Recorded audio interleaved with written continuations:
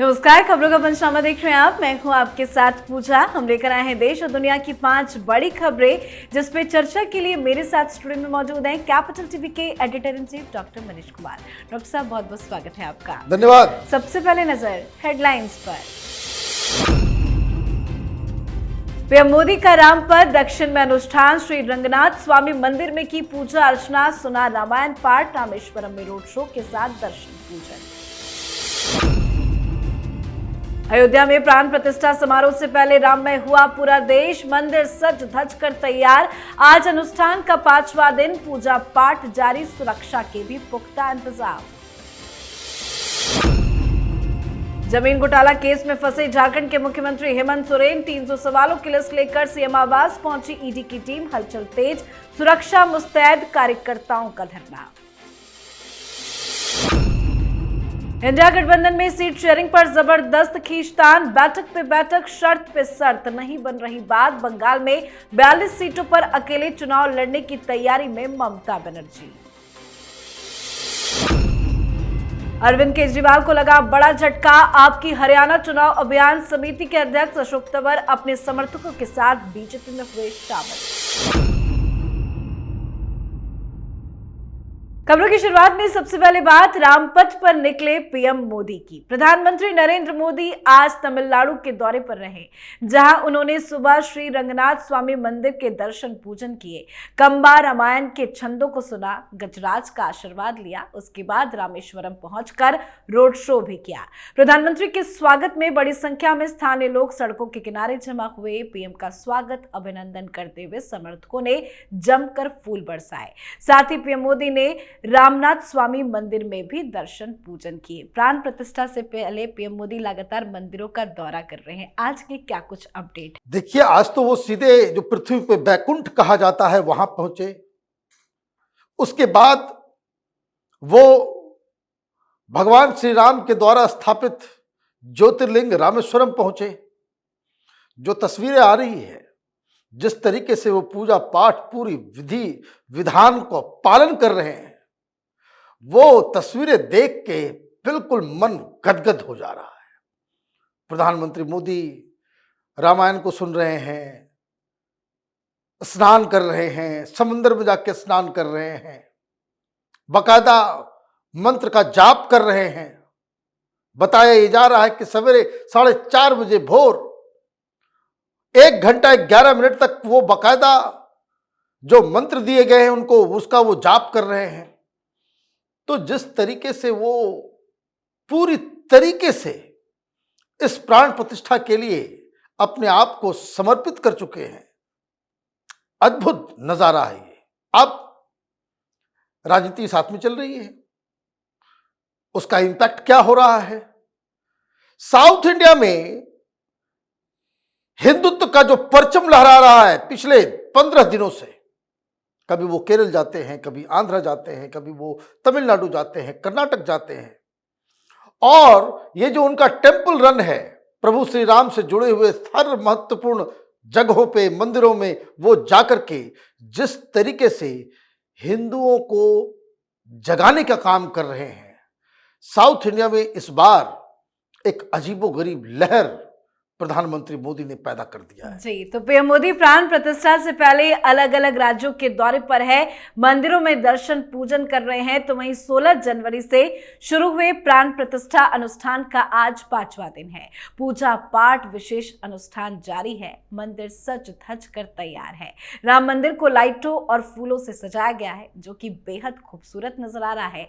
सुरक्षा जवानों ने भी मोर्चा संभाल लिया है। सुरक्षा कर्मियों के साथ साथ एनएसजी और एसपीजी ने भी कमान संभाल ली है। आज अनुष्ठान का 5वां दिन, आज क्या क्या हुआ? देखिए, आज सरयू के जल से भगवान को नहलाया गया, गर्भगृह को स्नान कराया गया। मतलब सारी चीजें बिल्कुल जो पहले बताया गया था उसको विधि विधान के हिसाब से पूरा किया जा रहा है। लेकिन जो तस्वीरें आ रही है, सिर्फ मंदिर ही क्यों, पूरी अयोध्या नगरी प्राण प्रतिष्ठा के लिए तैयार है पूरी तरीके से।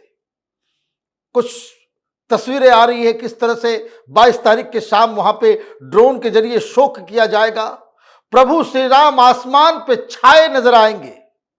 जिस तरह की तैयारी, इसके बारे में कभी किसी ने सोचा नहीं था कि मंदिर बनेगा, वो तो ठीक है, लेकिन इस तरीके से पूरे देश में दीपावली मनाई जाएगी, जिस तरीके से तैयारी की जाएगी, ये आम इंसान के सोच के परे था।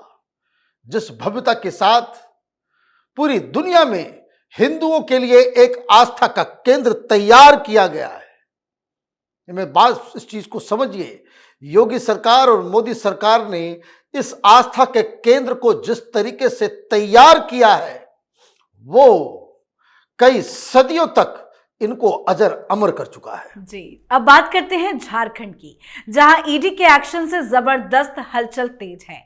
जमीन घोटाले मामले को लेकर झारखंड के सीएम हेमंत सोरेन से पूछताछ के लिए ईडी के अधिकारी उनके आवास पहुंचे। ईडी की टीम करीब 1 बजे से सीएम हेमंत सोरेन के घर के अंदर मौजूद है और पूछताछ में लगी है। इस दौरान हेमंत सोरेन के घर के बाहर सुरक्षा व्यवस्था बढ़ा दी गई है। सीएम आवास के बाहर झारखंड पुलिस के अलावा सीआरपीएफ जवानों को भी बुलाया गया है, तो वहीं कार्यकर्ता भी धरना पर अड़े हैं। बड़े एक्शन को लेकर हलचल तेज है। आज आखिरकार ईडी अधिकारियों का और हेमंत सोरेन का आमना सामना हो ही गया। क्या कुछ बड़े एक्शन की तैयारी है? देखिए, ऐसा लग रहा है कि एक्शन 1-2 दिन के अंदर जरूर होना है। 300 सवाल, और सबसे बड़ी चीज कि ये घोटाला ऐसा है कि जो बिल्कुल दिन के उजाले की तरह साफ है। मुख्यमंत्री के कई करीबी, कई अधिकारी इसमें सीधे सीधे नप चुके हैं और मुख्यमंत्री को भी इससे बचाया नहीं जा सकता। और इसलिए जो जानकारी आ रही है, झारखंड मुक्ति मोर्चा पार्टी के अंदर एक ऑलरेडी विद्रोह जैसी स्थिति बन गई है। पारिवारिक पार्टी है, परिवार में ही झगड़ा चल रहा है कि कौन बनेगा मुख्यमंत्री। हेमंत सोरेन अपनी पत्नी को बनाना चाहते हैं, तो कई तरीके से, तो लीगल ईडी की कार्रवाई, कोर्ट, ये तो एक अलग चल ही रहा है, राजनीतिक संकट भी है। मतलब न सिर्फ उनकी कुर्सी जाएगी, बहुत कुछ खोने के लिए तैयार रहना पड़ेगा शिबू सोरेन और उसके खानदान के लोगों को। जी, अगली खबर में बात इंडी गठबंधन में सीट शेयरिंग को लेकर जारी घमासान की। विपक्ष में सीट शेयरिंग बड़ा मुद्दा बनता नजर आ रहा है। बात अभी तक नहीं बन पाई है। इसी बीच ममता बनर्जी ने स्पष्ट कह दिया कि टीएमसी को प्राथमिकता नहीं दी गई तो सभी 42 लोकसभा सीटों पर टीएमसी स्वतंत्र रूप से चुनाव लड़ने के लिए तैयार है। साथ ही अलग अलग पार्टियों में बैठकों का दौर जारी है। आज समाजवादी पार्टी के सुप्रीमो अखिलेश यादव ने लखनऊ में एक अहम बैठक बुलाई। साथ ही लोकसभा चुनाव को लेकर आम आदमी पार्टी ने भी पंजाब को लेकर बड़ी बैठक की है। क्या कुछ चल रहा है सीट शेयरिंग को लेकर, क्योंकि ममता बनर्जी ने तो इशारा कर दिया है कि वो अकेले चुनाव लड़ने के लिए सक्षम है। चल रहा है, कुछ चल नहीं रहा, सब कुछ थम गया। पिछले सप्ताह लगातार मीटिंग पे मीटिंग हो रही थी, कभी आम आदमी पार्टी से, तो कभी बिहार की पार्टियों से, तो कभी शिवसेना से, महाराष्ट्र को लेकर के बातचीत हो रही थी, अखिलेश यादव से भी बातचीत हो रही थी, लेकिन अचानक से सारी चीजें थम सी गई। कहाँ ये बाहर निकल के ये कह रहे थे कि हम लोगों ने तय कर लिया है। अब क्या ये लोग तय कर रहे हैं? ये लोग तय कर रहे हैं कि अपना अपना रास्ता कैसे नापा जाए। पंजाब में ऑलरेडी भगवंत मान ने कह दिया, हम 13 के 13 सीटों पे लड़ेंगे, 13 के 13 सीटों को पे हम विजय हासिल करेंगे। कांग्रेस पार्टी के लीडर वहां कह रहे हैं कि 13 पे हम भी लड़ेंगे। ममता बनर्जी ने कह दिया कि पहले जो हमने 2 दिया था अब उसको वापस ले रहे हैं। जो ऑफर हमने दिया था, सेल टाइम खत्म। अब 42 के 42 सीटों पे टीएमसी अपने उम्मीदवार को उतारेगी, ये बाकायदा ऐलान कर दिया गया। तो ये गठबंधन कहां बन रहा है? अखिलेश यादव अलग से उन्होंने गठबंधन बना लिया, ये दोस्ती हम नहीं तोड़ेंगे। जयंत चौधरी के साथ तस्वीरें भी ट्वीट कर दी कि हमारा तो गठबंधन बन गया, अब कांग्रेस पार्टी समझे। दिक्कत क्या है?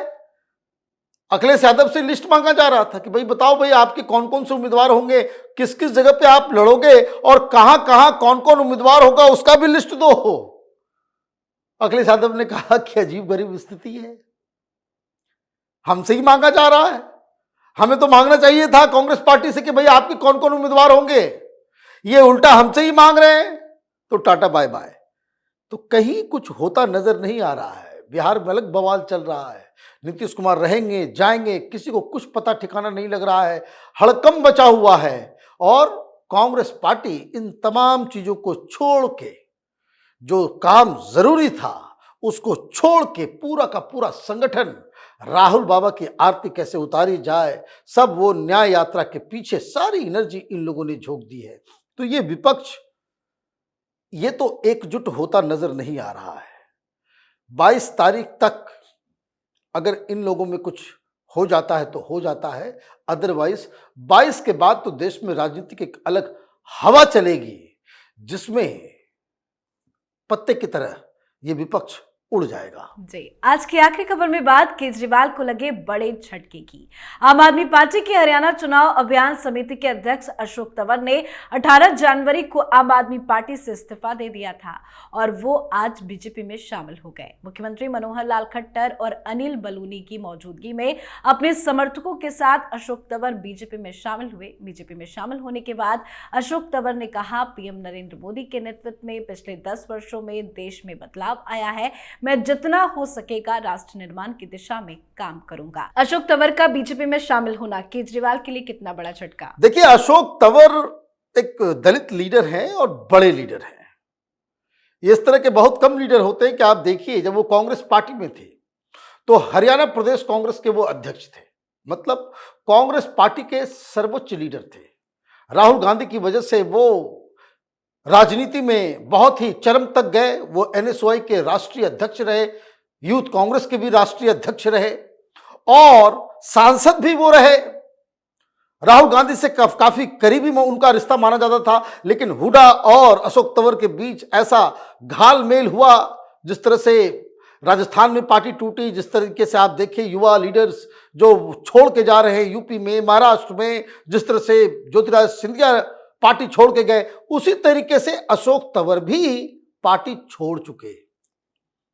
फिर उन्होंने दामन थामा अरविंद केजरीवाल का, लेकिन केजरीवाल में तो ये तो साफ उनको पहले मालूम होना चाहिए, कोई किसी भी अच्छे व्यक्ति की वहां जरूरत है ही नहीं। आम आदमी पार्टी में तो वही टिक सकता है जो गुलाम हो। गुलामी कर सकते हो, केजरीवाल की चमचागिरी कर सकते हो, तब तो आप सरवाइव करोगे। वो कहेगा उठ, तो अगर आप उठ सकते हो तो ठीक, वो कहेगा बैठ और आप बैठ सकते हैं, तब तो पार्टी में रहेंगे। लेकिन जहां कहीं भी अपने आप को आपने असर्ट करने की कोशिश की, तो जिस तरह से बड़े बड़े लोग, कितने करामती लोग थे, सबको पार्टी से बाहर निकाला गया, तो इनके लिए भी वैसी स्थिति क्रिएट कर दी गई, तो उनको पार्टी छोड़ना पड़ा। अब वो भारतीय जनता पार्टी में आए हैं। भारतीय जनता पार्टी को हरियाणा में अशोक तंवर की वजह से बहुत फायदे होने वाले हैं। एक अच्छा आप कह सकते हैं कि नेता हरियाणा का वो भारतीय जनता पार्टी में शामिल हुआ। बिल्कुल, बहुत बहुत धन्यवाद सर बताने के लिए। धन्यवाद। खबरों का पंचनामा में आज के लिए फिलहाल इतना ही। देश विदेश की बाकी खबरें और उनके सटीक एनालिसिस के लिए देखते रहिए कैपिटल टीवी। हमें लाइक कीजिए, शेयर कीजिए और कैपिटल टीवी को सब्सक्राइब कीजिए। नमस्कार।